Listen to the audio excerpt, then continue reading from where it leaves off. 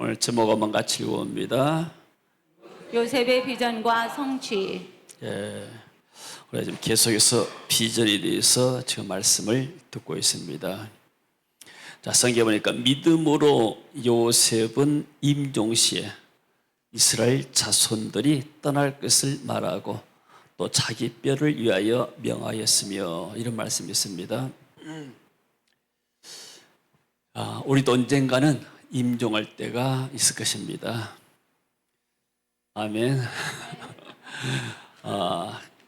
시간이 10년이 될지 20년일지는 모르지만은 반드시 우리에게도 이런 때가 옵니다.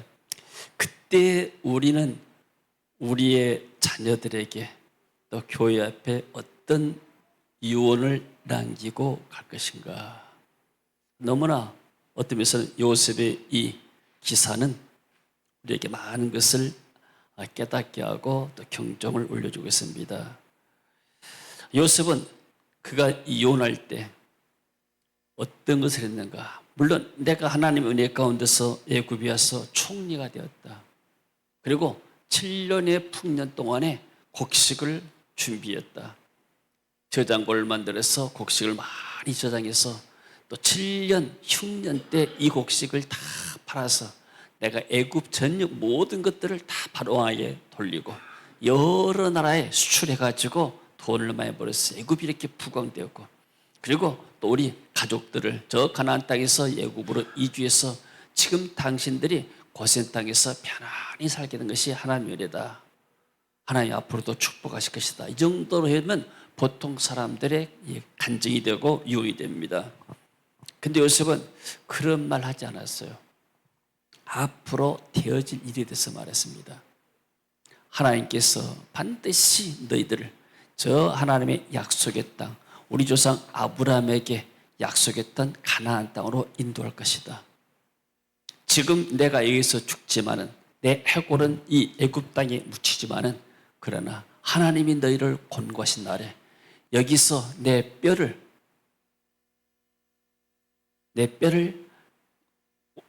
운반해서 저 가나안 땅으로 옮겨라. 그것을 말하고 갔습니다. 이건 보통 사람들이 할 수 있는 유언이 아닙니다. 이것은 400년 후에 되어질 일을 요셉이 믿음으로 바라봤다는 거예요. 얼마나 놀라운 해안이고 영안입니까? 그래서 이스라엘 민족들이 모세를 통해서 애굽에서 나올 때 그 관에다가, 쉽게 말하면 요셉의 해골을 관에다가 옮겨서 쉽게 말하면 해골을 40년 동안 광야에 있다가 그게 결국 가나안 땅에서 묻혔어요. 어떤 면에서는 그들에게는 어떤 큰 짐이 될 수가 있지만, 사람도 가기 힘드는데 이 해골, 쉽게 말하면 이런 무덤에서 나온 해골까지 옮겨야 되느냐, 이런 생각을 했지만은, 이게 굉장히 이스라엘 민족들에게 상징이고 하나님의 언약을 기억하는데 너무나 중요한 이 사건이었습니다. 정말로 요셉은 어떤 면에서는 사람을 말하게 되면 굉장히 성령이 충만하고 미래를 예견하는 하나님의 지혜가 충만한 사람이었어요. 그래서 요셉이 받은 비전은 무엇이고 또 이 비전을 어떻게 성취해 갔는가, 오늘 말씀 한번 보도록 하겠습니다. 자, 요셉은 세상에 눈으로 보자면 애굽의 총리로 그가 성공한 사람이었습니다. 그러나 그의 인생을 단순히 세상에서 성공한 사람이 아니라 성경은 믿음의 여정으로 기록합니다. 자, 그는 현실보다도 하나님의 약속을 붙잡았습니다. 죽음 앞에서라도 그 언약을 후대에 전한 사람이었어요. 그래서 요셉 삶은 우리에게 말했죠. 비전을 어떻게 붙잡고 가야 되는가, 또 그 비전을 어떻게 성취하는가, 또 그 비전을 어떻게 전달할 것인가, 여기에 대해서 우리에게 많은 것을 가르쳐주고 있습니다. 자, 요셉이 받은 비전이 무엇일까요? 요셉은 어릴 때 하나님의 꿈을 통해서 형제들이 자기에게 절하는 꿈을 꿨습니다. 그리고 나중에 해와 달, 제 어머니와 아버지도 11 형제와 더불어서 자기에게 경배하는 그런 꿈을 꿨어요. 이것은 사람들이 그 당시에 이해 못했습니다. 형제들도 이해하지 못했어. 아니, 우리가 네 앞에 가서 네가 이렇게 11번째 아들이 우리 동생인데 절한당하지 말이 되느냐. 상식적으로 말이 안 되는 것이다. 심지어 아버지 어머니도 너한테 절할 수 있느냐. 이것은 하나님의 어떤 구속사적인 그런 어떤 그 예표였고 또 그런 꿈이었습니다. 그래서 이 꿈 때문에 요셉은 형제들에게 미움받았어요. 결국 형들에게 팔려서 나중에는 감옥에까지 갔지만은, 그러나 요셉은 어디 가서든지 이 하나님 주신 비전을, 꿈을 잊지 않았습니다. 그리고 그 꿈은 13년의 고난의 기간, 종살이, 감옥살이 하면서 13년의 고난을 통과한 후에야 현실로 드러나서 애굽의 총리가 됐어요. 그때 애굽의 총리가 될 때 하나님이 내 꿈이 이제 내가 성취가 됐구나.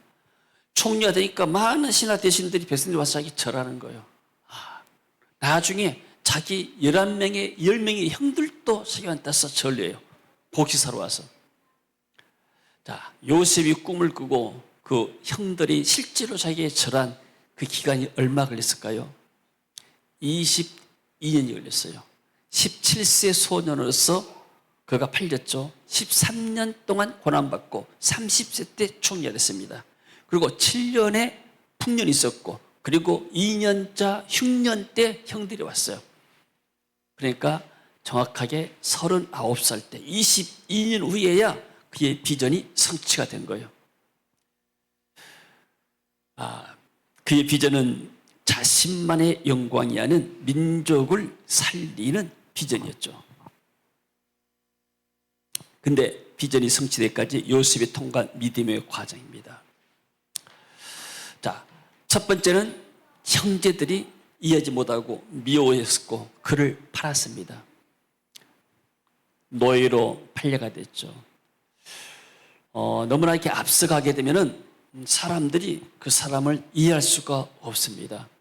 그러니까 요셉이 자꾸 별명이 뭐냐면 꿈꾸는 자예요. 꿈꾸는 자. 자꾸 이렇게 꿈을 꾸고 나서 이상한 얘기를 하니까 쟤는 현실성이 떨어진 얘기다. 형들이 오히려 미워하고. 그러나 요셉은 이러한 비전을 성취하는데 형들도 조력을 한 거예요. 자, 요셉은 이 비전을 성취할 때 혼자 힘으로 하지 않았어요. 첫 번째는 하나님의 섭리가 있었고, 그리고 또 하나는 그 아버지가 요셉을 특별하게 사랑했어요. 가정에서 사랑을 많이 받고 자란 아이요. 아이들이 이렇게 부모에게나 또 할아버지 할머니에게 사랑을 많이 받고 살면은 아이들이 건전해지고 이렇게 어떤 자긍심이 이렇게 좋아집니다. 자꾸 학대를 받으면은 성격이 난폭해지고 또 성격이 온만해지지 못해요. 그래서 옛날에 왕들은 어진 신하를 구할 때 효자 집안에서 신하를 구한다 하잖아요. 가정 환경이 굉장히 중요합니다. 케어, 킬더, 캣이란 말이 있어요. 염려는 고양이도 죽인다. 고양이가 굉장히 영악한 동물인데 고양이가 걱정하기 시작하면 그 스트레스가 고양이를 죽인다. 이런 말이 있어요.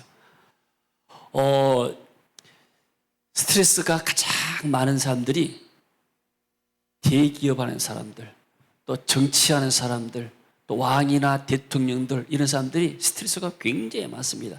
보통 사람들, 일반 가장이 갖는 그런 스트레스와 그 사람들이 갖는 스트레스는 다릅니다. 그러니까 옛날에 왕들이 단명했어요. 스트레스가 많으면 이게 염증을 이렇게 유발한다 해가지고 이게 각종 모든 질병에 이렇게 근원이 된다고 그래요. 자, 이 형들이 미워했지만은 그러나 요셉은 아버지의 사랑을 많이 받았어요. 그리고 하나님이 요셉을 사랑했어요.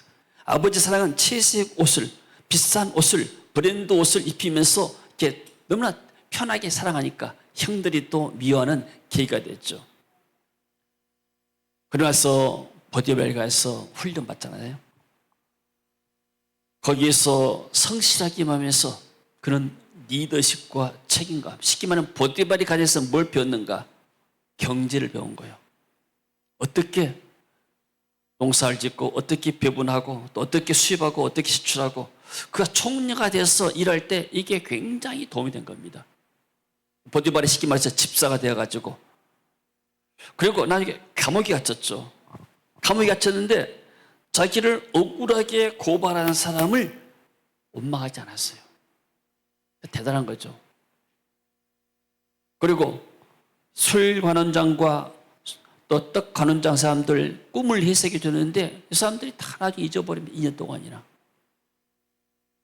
근데 이 사람들이 요셉을 왕궁으로 가도록 도운 사람들입니다. 조력자들이에요. 형들이 안 팔았으면 요셉은 그냥 자기 집에서 왕자 노릇하고 살았을 거예요. 근데 본의 아니게 형들의 미움을 받아가지고 팔려서 애굽으로 유학을 갔습니다. 유학 가서 공부를 얼마 했는가? 13년 동안 해가지고 그가 쉽게 말해서 어떤 시험에 왕의 꿈을 해석하는 시험에 통과해가지고 탑을 먹어가지고 그가 총리로 발탁이 된 거예요. 30살 때. 30세 때 총리 한다는 것은 쉬운 일 아니잖아요. 그러니까 모든 것들이 보디발도 마찬가지고 보디발의 아내도 마찬가지고 다 요셉을 감옥에서 왕궁으로 올라가게 만드는 조력자들입니다. 자, 사랑하는 여러분들, 지금까지 우리가 살아오면서 우리를 호의적으로 대했던 사람도 있을 것이고 우리에게 좀 적대감 가지고 악하게 대했던 사람도 있을 거예요. 그러나 되돌아보게 되면 그런 사람들도 다 하나님의 뜻을 이루기 위해서 때로는 그런 사람을 통해서 하나님이 나를 낮아지게 만들게 되고 어렵게 만들게 하고 그래서 하나님 찾게 만들게 되고 그러한 과정으로 생각하면 이게 바로 믿음으로 받아들인 거예요. 요셉은 그렇게 생각했습니다. 만약에 요셉이 어떻게 피를 나눈 형제들이 나를 이렇게 구덩이에 넣어서 죽으려겠고 은 20에 나를 팔아버렸는가 그것만 생각했으면 속이 부글부글하고 우울증 걸리고 정신병 걸립니다. 망했는 거예요. 미래가 없는 거예요. 자, 사람들은 무엇을 말하는가 중요합니다. 어떤 사람은 과거에 대해서만 이야기해요. 그러니까 나이가 많이 드신 분들은 이제 이렇게 옛날 과거만 자꾸 이야기합니다. 옛날에 이랬고 옛날에 어쩌고 또 옛날에 누가 나에게 이렇게 해줬고 누가 해줬다. 과거만 얘기하는 사람은 미래가 없는 거예요. 사람들이 과거만 이야기하게 되면 그 사람 같이 이렇게 대화를 나눠도 발전이 없습니다.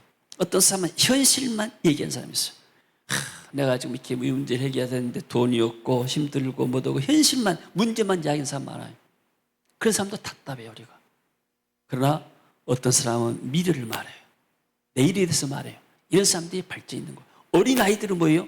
어린아이들은 과거가 별로 없어요. 살아봤자 얼마나 살았겠어요.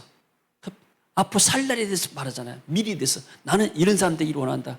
나는 이런 일을 해보고 싶다. 미래에 대해서 자꾸 이야기합니다. 장년, 중년들은 이제 현실 살아가야 되니까 현실의 문제에 대해서 고민하게 되고 많이 인생을 사는 사람들은 과거에 대해서 말하게 되고 요셉은 나이가 많이 먹었어도 과거에 대해서 말하지 않았어요. 잘했던 것, 못했던 것. 사도 바울도 내가 과거의 것들은 지난 것들은 다 나는 뒤의 것은 잊어버렸다. 나는 표대를 향해서 앞을 향해서 나간다. 할렐루야. 아멘. 이게 믿음의 사람이에요. 믿음의 사람은 하나님의 주시는 언약이 있고 비전이 있기 때문에. 자, 믿음은 뭔가? 믿음은 적극적인 사람. 나 무조건 잘 될 것이다. 무조건 긍정적으로 긍정의 힘 맞잖아요. 그건 믿음이 아니에요. 그 좋은 생각이고 긍정적이지만은 믿음은 근거가 있어야 돼요. 자, 우리가 이렇게 언젠가 나는 하나님께서 내게 좋은 집을 주실 것이다. 10년 후에 좋은 집을 주실 것이다. 10년이 지났어요. 아무 역사 안 일어났어요. 근데 집을 계약을 해야 되잖아요. 계약하고 지불하고 그래야 내 집이 되잖아요. 좋은 집들이. 그러니까 믿음이란 것은 쉽게 말하면 하나님이 주신 내 약속의 말씀을 붙잡는 것. 믿음은 바라는 것들의 실상이란 말은 영어로 서브스탄스, 이거 본질이란 말이에요. 내가 이렇게 하나님께 내게 10년 후에 애굽의 총리가 될 것이다 약속을 주셨다 하게 되면 그걸 내가 붙잡은 순간 앞으로 10년은 그것이 실제적으로 나타난단 말이에요. 그렇게 구체적인 것이고 실제로 손을 잡을 수 있는 것이 믿음인데, 요셉은 죽을 때도 그가 400년 후에 될 일들 말했어요. 과거에 대해서 말하지 않았어요. 자, 우리도 만나면은 하나님 주신 비전에 대해서 얘기하고 또 미래에 대해서 얘기하는 저와 여러분 되시길 바랍니다. 우리에게 지난 것을 말할 때는 하나님이 내게 주신 은혜를 자랑하시고, 하나님이 내게 이런 은혜를 주셨다, 앞으로는 이런 은혜를 주고 나는 이렇게 방향을 나아가기로 한다. 우리 집에서는 미래지향적입니다. 그동안 또 20년 동안 우리 하나님 은혜 가운데 해왔지만, 그러나 어떤 면에서는 우리가 앞으로 지금 10월달, 11월달에 해야 할 생각하면은 현실만 바라보게 되면 염려도 되잖아요. 그냥 과거를 생각하면 지금까지 인도하신 하나님께서 앞으로도 인도하실 것이다. 그리고 우리는 또 한 번도 해보지 않는 두 번의 이것을 연속적으로 해보려는 그런 도전에 맞이했다. 얼마나 이것이 하나님의 역사가 일어날 것인가, 또 기대가 된다. 그런 마음이 하나님이 우리에게 주신 마음인 줄로 믿습니다. 할렐루야. 돈이 문제가 아니고, 저는 이야기했잖아요. 돈 걱정하지 않는다. 왜요? 우리 아버지가 부자기 때문에. 아멘. 아버지가, 이거 아버지 일이지 내 일이 아니잖아요. 아버지가 부자한테 뭐 걱정이에요. 아멘. 할렐루야. 자, 그래서 요셉은 감옥에 있을 거야도 꿈을 잃지 않았습니다. 그리고 억울한 일을 당했을 때도 말하지 않았어요. 동료들에게, 간수들에게 사실 나는 억울한 사람입니다. 나는 보디발의 안에 그렇게 이렇게 나쁜 일 하지 않았습니다. 오히려 그 사람들에게 뒤집어 씌웠습니다. 다시 고발하지 않았어요. 그러면서 하나님과 모든 만들이 맡겼지만은, 그러나 요셉은 하나님과의 대화의 문은 항상 열려 있었어요. 그래서 결국 하나님 주신 지혜로 바로의 꿈을 해석해가지고 그가 일약 총리로 올라가게 됐습니다.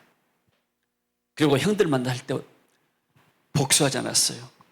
오히려 눈물 흘리면서 용서했죠. 그 말은 뭐냐면은, 하나님이 내게 주신 꿈을 이루기 위해서 당신들을 사용했습니다.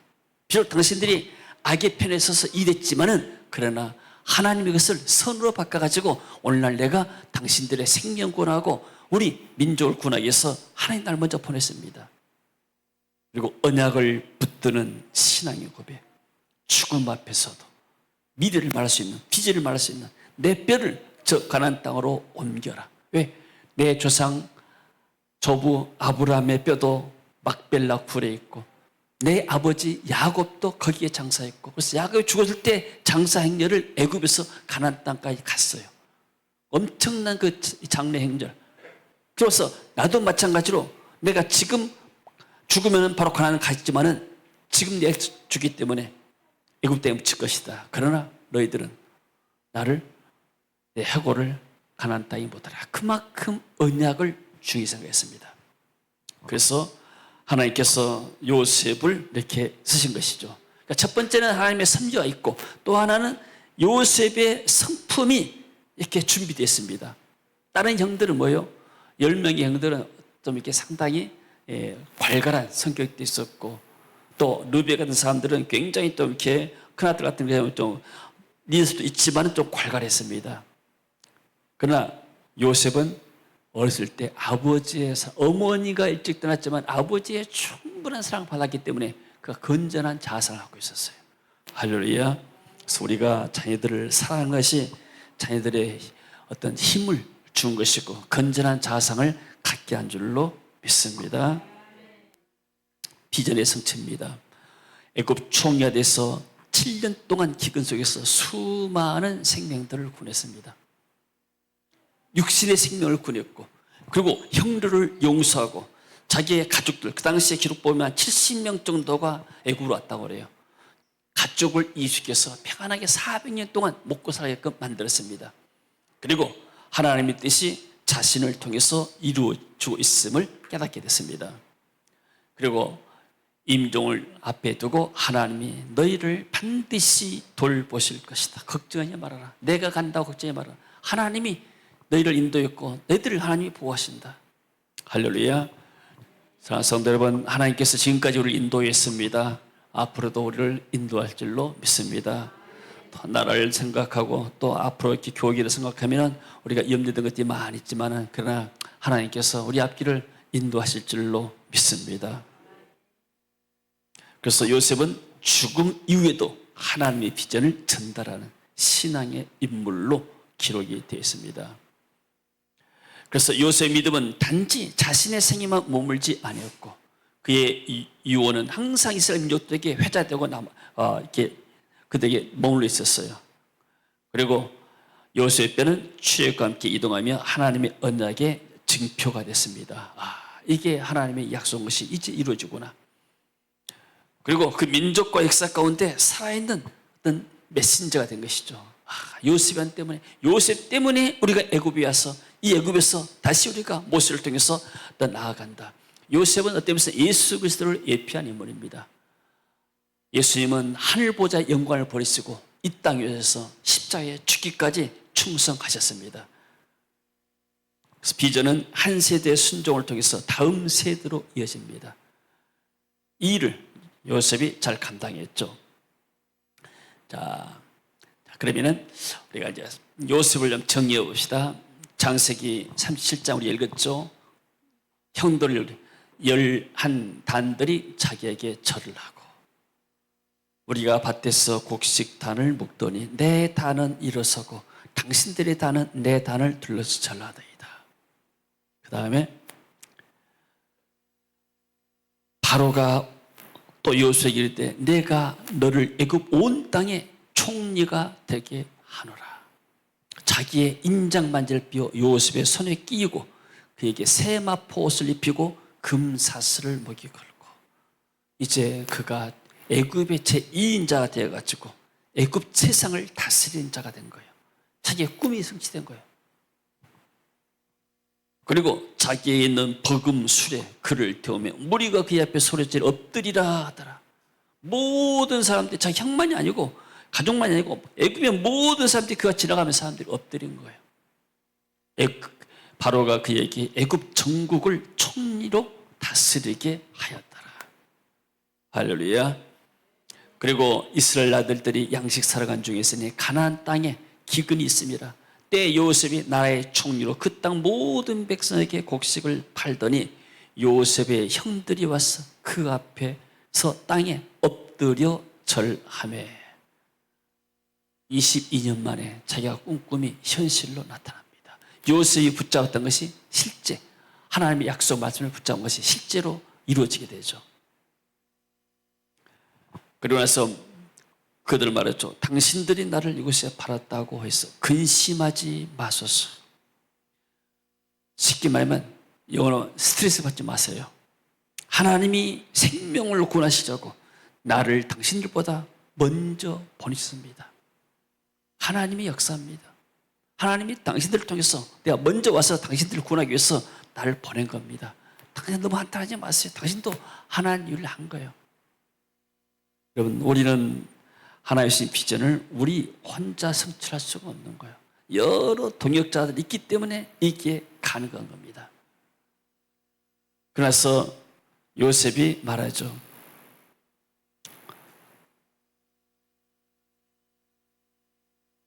내 뼈를 애굽에서 저 가나안 땅으로 옮겨라. 우리가 이 집에서 하면은 동역자들이 많습니다. 실제로 우리가 이렇게 냈던 목사님들이나 아니면은 회의 사역자들이, 회의 목사님들이 자기 지역에서 집에서 참여할 사람들의 명단을 받아가지고 우리에게 넘기는 거예요. 초청장에다가 다 폼 싣고. 그러니까 지역마다 이런 코디 목사님들, 협력하는 또 GBS 네트워크 목사님들 있기 때문에 이분들이 우리의 귀한 동역자들이 돼요. 그리고 그분들이 우리가 컨퍼런스 하게 되면 자기 지역에서 자기 비용 다 들여가지고 자기들이 컨퍼런스를 다 진행합니다. 그리고 오게 되면은 또 우리 세계 비전교회가 이분들을 맞이할 준비를 다 하잖아요. 숙소 준비하고 차량 준비하고 또 이렇게 프로그램을 진행할 모든 것들 다 준비하고, 그러니까 이런 협력자들, 그리고 또 알게 모르게 물질로 또 기도로 동역하는 사람들, 또 강의 와서 또 한 사람들, 모든 것들 동역자가 필요하죠. 그러니까 요셉은 한 사람이지만은 요셉의 비전을 같이 이뤘던 사람들, 자기 아버지도 있고 형들도 같이 요셉의 비전의 동역자가 되고, 보디발 식구들도 요셉의 비전의 동역자가 되고, 감옥에 갇혔던 그 죄수들도 어떤 면에서는 요셉의 비전의 동역자가 되고, 그리고 애국 왕이 나중에 싸움을 스카우트하잖아요. 애국 왕과 왕궁, 또 애국의 총리로 다스리면 그 행정 관료들, 장관들, 이런 사람들이 전부 다가 어떤 비전의 동역자가 된 거예요. 교회는 뭐예요? 혼자 한 게 아닙니다.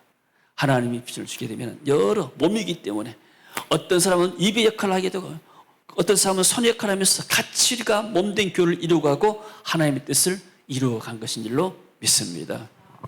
하나님은 오늘 우리에게도 요셉과 같은 비전을 주셨습니다.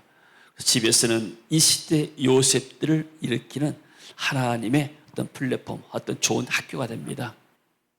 그리고 또 집에서 사역자들이 또 청년들이 특별히 이렇게 세워질 줄로 믿습니다. 그리고 우리가 어떤 면에서는 우리 이제 사명은 뭐냐면은 요셉처럼 이 GBS를 후대들이 이어받도록 하는 것입니다. 우리는 뭘 남기고 가는가? GBS라는 시스템을 남기고 가요. 시스템을 움직일 수 있는, 일할 수 있는 일꾼들을 세놓고 가는 거. 예수님은 지상에서 3년 동안 살면서 무엇을 남기고 갔습니까? 예수님은 제자들을 남기고 갔어요. 이 제자들이 나중에 성령의 불 받고 가서 온 땅에 복음을 증거하는 시발점이 됐습니다. 그래서 우리의 GBS의 사역의 성공은 우리가 어떻게 후대들을 세워서 이 시스템을 물려주고 할 것인가. 그러면 이것은 어떤 면에서는 우리는 쉽게 말하면 이 땅을 떠날 때도 GBS가 움직여진다면 이런 열매들을 우리가 갖게 되는 거예요. 요즘 많은 사람들이 이렇게 투자를 많이 하는데, 한번 투자해놓고 하게 되면은 이게 나중에 기업이 잘 되게 되면은 계속해서 그 투자에 이겨오잖아요.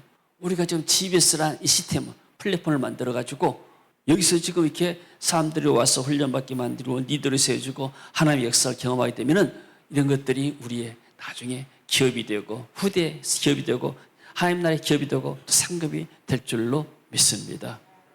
그러나 이 비전의 성취의 과정은 요셉이 십자가의 길을 걸었던 것처럼 우리에게도 때로는 고난과 때로는 어떤 희생의 단계들이 있습니다. 그러나 이것이 바로 행하는 것이 우리의 기쁨이 되고 은혜가 될 줄로 믿습니다. 자, 할렐루야. 자, 결론입니다. 자, 요셉은 현실에 안주하지 않고 하나님의 약속을 바라보며 살았습니다. 우리가 현실만 바라보게 되면 소망이 없습니다. 그러나 하나님께서 앞으로 행하실 일을 바라보게 되면 우리에는 새로운 힘이 생긴 줄로 믿습니다. 그리고 요셉은 그가 고난의 시기에도 비전에 하나님의 꿈을 놓치지 않았고 또 죽는 순간까지라도 그 언약을 후대에 전했어요. 언약이 확실한 사람이죠. 자, 사랑하는 성도 여러분, 오늘 우리는 무엇을 붙들고 살아갑니까?